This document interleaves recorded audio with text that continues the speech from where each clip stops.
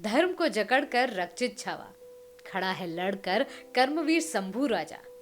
थम चुका है समय भी हिंद के बचाव में, 40 दिनों की यातना सही, पर आज भी जिंदा है छत्रपति दूसरा। कहते हैं दूसरा छत्रपति बनना भी कहाँ आसान था। एक साथ इतने सारे दुश्मनों से लड़ना पड़ता है, खुद के मंत्रिमंडल में बैठे लोगों की गद्दारी देखनी पड़ती है, पिता का साथ छूट जाता है, स्वराज्य को साम्राज्य में भी बदलना पड़ता है, लोगों की तकलीफें देखनी होती है और राज्य को भी चलाना पड़ता है। ना समय बचता है और ना ही जान। तो कैसे शंभू राजा के अलावा किसी और को छत्रपति पद मिलता? ये जो छत्रपति की उपाधि है, इस पर सबकी कुदृष्टि थी। 7-8-9 साल बाद जो हुआ वो बस अंजाम था। शुरुआत तो 1680 में हो चुकी थी। छत्रपति शिवाजी महाराज के अंतकाल के बाद छत्रपति बनने के लिए जो राजनीति हुई, उसे मराठा इतिहास का सबसे बड़ा काला दिन कहा जाता है, क्योंकि छत्रपति शिवाजी महाराज ने सभी लोगों को इतना परोस के दिया था कि उन्हें जिंदगी भर सुकून से खाना था। पर पिता के सपने को कौन सच करेगा, इस पर चर्चा हुई ही नहीं। यहाँ हालात ऐसे हो चुके थे कि संभाजी महाराज को कैद कर लिया गया और छोटे बालक को छत्रपति बनाने की पूरी व्यवस्था की गई। पर विधि का विधान ये कहता है कि छत्रपति का पद सिर्फ सिंहासन से नहीं, बल्कि जिम्मेदारियों से निभाने और मुगल को हराने के प्रण से जुड़ा है। और उस जमाने में ये जज्बा सिर्फ शिवपुत्र संभाजी भोसले के पास था। मैं हूँ आरजे अनामिका। स्वागत है आपका अपने चैनल में, जिसे कहते हैं Maratha empire the history TV, जहाँ मराठा साम्राज्य और महाराष्ट्र राज्य से जुड़े इतिहास और कहानियों का जिक्र होता है। अगर इतिहासकारों की बात माने तो अन्नाजी दत्तो जैसे मंत्री छत्रपति के विरोध में न आते तो औरंगजेब के कब्जे में संभाजी महाराज आते नहीं। संभाजी महाराज के लिए अन्नाजी दत्तो के मन में जो कड़वाहट थी, उसकी झलक दूसरे मंत्री में भी दिखाई दी, जैसे कि गणोजी शिर्के। ये इंसान संभाजी महाराज की पत्नी यसुबाई के भाई थे। एक दिन गणोजी ने यसुबाई से कहा कि उन्हें छत्रपति द्वारा लागू किए गए नए कानून से ऐतराज है। वे चाहते थे कि मराठा साम्राज्य में वतनदार पद्धत फिर से शुरू होनी चाहिए। उस जमाने में जब छत्रपति शिवाजी महाराज द्वारा स्वराज्य की स्थापना हुई, तब उन्होंने वतनदार प्रणाली बंद कर दी थी। इसमें यह होता था कि हर इंसान के पास थोड़ा थोड़ा वतन होता था, जहां वे एक छत्र तरीके से राज कर सकते थे। पर छत्रपति शिवाजी महाराज ने पूरे राज्य को संविधान से बांध लिया। आगे चलकर धर्मवीर संभाजी महाराज ने भी इसी कानून को बरकरार रखा। इससे निजी तनाव फैलने लगा और मराठा साम्राज्य की राजधानी रायगढ़ में पारिवारिक माहौल बिगड़ने लगा। कुछ लोग संभाजी महाराज के पक्ष में होते थे तो कुछ लोग विरोध में। ऐसे में छत्रपति अपना अधिकार जताते हुए ऐसे दोषियों को मृत्युदंड की सजा देते थे। पर यहाँ सवाल ये भी था कि छत्रपति कितने सारे लोगों को सजा देंगे। अन्नाजी दत्तो, जो छत्रपति शिवाजी महाराज के नजदीकी इंसान थे, उन्होंने संभाजी महाराज के कार्यकाल में मराठा साम्राज्य को मुगल के साथ जोड़ने का प्लान बनाया था। जब संभाजी महाराज तक ये बात पहुंची, तब उन्होंने अन्नाजी दत्तो को हाथी के पैरों के नीचे कुचलने की सजा दी।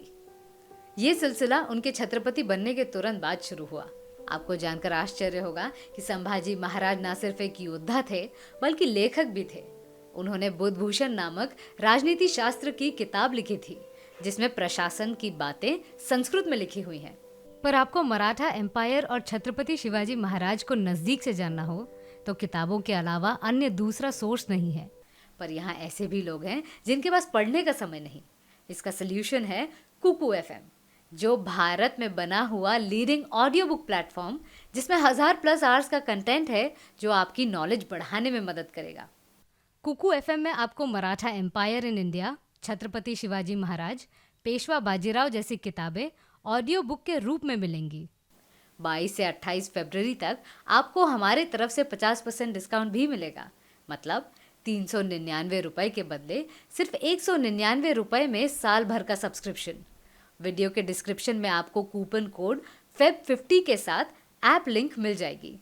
प्ले स्टोर पर इस ऐप को 4.5 की रेटिंग मिली हुई है। साथ ही मराठा साम्राज्य की अंग्रेजी किताबें आप अपने भाषा में सुन सकते हो। पढ़ाई लिखाई के अलावा संभाजी महाराज कुश्ती खेलने में भी माहिर थे। अगर पोवाड़ा की माने तो पता चलेगा कि उन्होंने शेर को भी कुश्ती में हराया था। छत्रपति शिवाजी महाराज राजनीति के बड़े खिलाड़ी थे, ये सभी लोग जानते हैं। पर इन बाप बेटे ने मिलकर मुगलों को चकमा देने के लिए इस प्रकार की योजना बनाई कि दुश्मन को लगे कि इन दोनों के ख्याल एक दूसरे से मिलते नहीं। इसीलिए मौके का फायदा उठाकर मुगल सरदार दिलेर खान ने संभाजी महाराज को मुगल राजनीति से जोड़ लिया। तब संभाजी महाराज मात्र 22 साल के थे और 1678 चल रहा था। उस वक्त छत्रपति शिवाजी महाराज दक्षिण मुहिम जीत कर आए थे। लगभग 2-3 साल वे पिता से दूर रहे।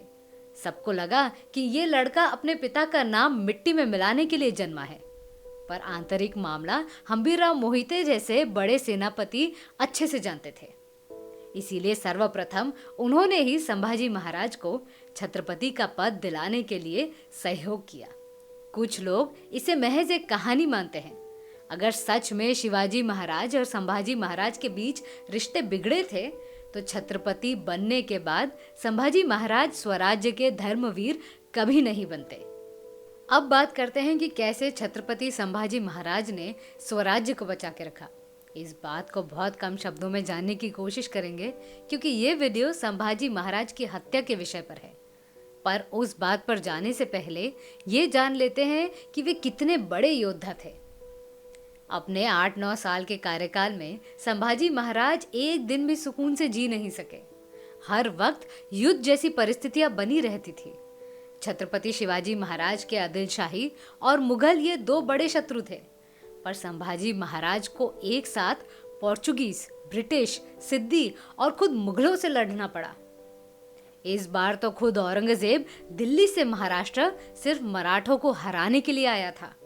ऐसी परिस्थिति में दिल्ली का शहंशाह और मराठा साम्राज्य का छत्रपति दक्कन में एक साथ रह रहे थे। ना औरंगजेब को संभाजी महाराज के रहने की जगह पता थी और ना ही संभाजी महाराज को औरंगजेब का स्थान पता था। दक्कन और सह्याद्री के पहाड़ों में कांटे की टक्कर हो रही थी, खुद औरंगजेब और संभाजी महाराज के बीच। ऐसे में होता ये था कि संभाजी महाराज पोर्चुगीज से लड़ने जाते थे तब मुगल मराठों के किले पर हमला बोल देते थे, और जब सिद्दी से युद्ध होता था तब पोर्चुगीज सिद्दी को सहायता करते थे। इसी कारण से बीड़ और आज के मराठवाड़े पर मुगल का कब्जा हो गया। संभाजी महाराज को किसी भी हालत में औरंगजेब को मारना था, पर यहाँ ये भी दिक्कत थी कि औरंगजेब जब दक्कन आया तब उसके साथ 5 लाख से भी अधिक सेनानियों की फौज थी, और आप जानते ही हो कि मराठों की संख्या हमेशा से कम रही है। छत्रपति संभाजी महाराज को लेकर यही सबसे बड़ी बात थी कि उन्होंने अपने कुछ हजार सरदारों को लेकर 5 लाख मुगल सेना से मुकाबला किया था। लगभग 8-9 साल तक लड़ाई हुई। संभाजी महाराज के जीवन का रुख तब बदला जब इन 2 महान लोगों ने स्वर्गवास लिया। सबसे पहले बहिर्जी नायक और फिर सरसेनापति हम्बीरराव मोहिते। इनमें से एक इंसान पीछे रहकर रणनीति बनाता था तो दूसरा इंसान आगे खड़े रहकर युद्ध जीतता था। छत्रपति शिवाजी महाराज के देहांत के बाद हम्बीरराव मोहिते ने राजवंश में एकता भी टिकाई और दुश्मनों को स्वराज्य तक आने नहीं दिया, और बहिर्जी नायक दुश्मनों को गुमराह करने का काम किया करते थे। पर इनके देहांत के साथ ही अगले कुछ महीनों में मराठा साम्राज्य पूरी तरह से टूटने लगा। हम्बीरराव मोहिते के देहांत के बाद एक बूढ़े सेनानी को सरसेनापति बनाया गया। वो थे महालोजी घोरपड़े। जी हाँ, इनके ही बेटे थे संताजी घोरपड़े। 1687 में वाई प्रांत में हुए एक युद्ध में मराठों ने मुगल को कड़ी मात दी, पर स्वराज्य की रक्षा करते हुए सरसेनापति हम्बीरराव ने अपने प्राण त्याग दिए। इसके बाद संभाजी महाराज ने अपना मोर्चा कोंकण की तरफ किया। उस वक्त महाराज के साथ उनके नए सरसेनापति और कवि कलश भी थे। हम इन पर जल्द ही वीडियो बनाएंगे। कोंकण के संगमेश्वर में अचानक मुगल सरदार मुकरब खान ने अपने सिपाहियों के साथ हमला बोल दिया। उसे खबर दी गई थी कि वहां उसे मराठा साम्राज्य के दूसरे छत्रपति सरसेनापति महालोजी घोरपड़े और संभाजी महाराज के सलाहकार कवि कलश मिलेंगे। अब दोस्तों, यहाँ जो लड़ाई हुई उस पर अलग वीडियो बनेगी, क्योंकि इन लोगों के अलावा दूसरे मावड़े भी थे जिनका जिक्र हमने नहीं किया है। संगमेश्वर में किन किन मावड़ों ने अपने प्राण की बाजी लगाई, इस पर चर्चा दूसरी वीडियो में करेंगे। संभाजी महाराज की खबर मुकरब खान तक पहुंचाने वाला इंसान खुद संभाजी महाराज की पत्नी येसुबाई का भाई गणोजी शिर्के था। इस वक्त मराठा साम्राज्य की सबसे बड़ी दगाबाजी इन्होंने की थी, ऐसा ज्यादातर इतिहासकार मानते हैं। फिर क्या था, महालोजी ने अपने आखिरी सांस तक मुकरब खान की फौज का मुकाबला किया। वो चाहते थे कि संभाजी महाराज संगमेश्वर से निकल जाए। महालोजी ने अपने बेटे संताजी को पहले ही वहां से निकलने को बोल दिया था, पर संभाजी महाराज और कवि कलश जिद पर अड़ गए कि वो संगमेश्वर में रहकर मुकरब खान का सामना करेंगे। अचानक हुए युद्ध में सब मावड़े मारे गए, बस 2 लोगों को छोड़कर, एक खुद संभाजी महाराज और दूसरे कवि कलश। इन दोनों को संगमेश्वर से किस किले में लेकर गए, इस पर आज भी चर्चा होती है। पर कुछ दिनों के बाद संभाजी महाराज और कवि कलश को औरंगजेब के सामने खड़ा किया गया। औरंगजेब बस इतना चाहता था कि ये दोनों मुस्लिम धर्म को स्वीकार कर लें, पर संभाजी महाराज और कवि कलश ने औरंगजेब की एक भी नहीं सुनी। औरंगजेब चिल्लाता रहा, पर संभाजी महाराज का सर झुका नहीं।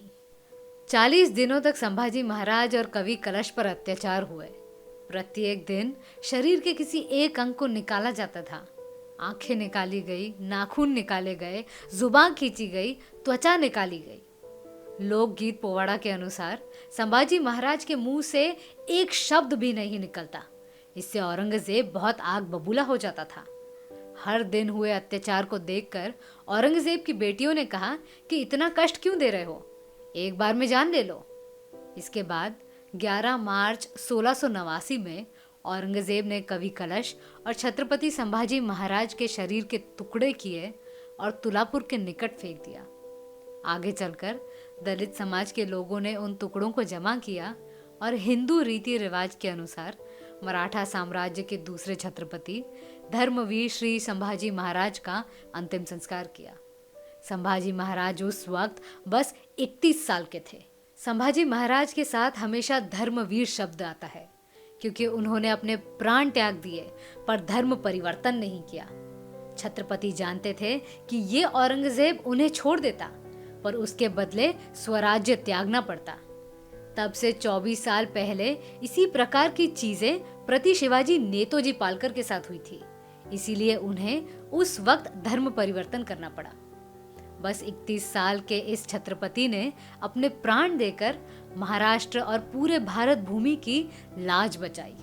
उन्होंने स्वराज्य को अपने जीते जी मुगलों का गुलाम होने नहीं दिया। सलाम है ऐसे महापुरुष को, इसीलिए आज भी धर्मवीर संभाजी महाराज का नाम घर घर में लिया जाता है।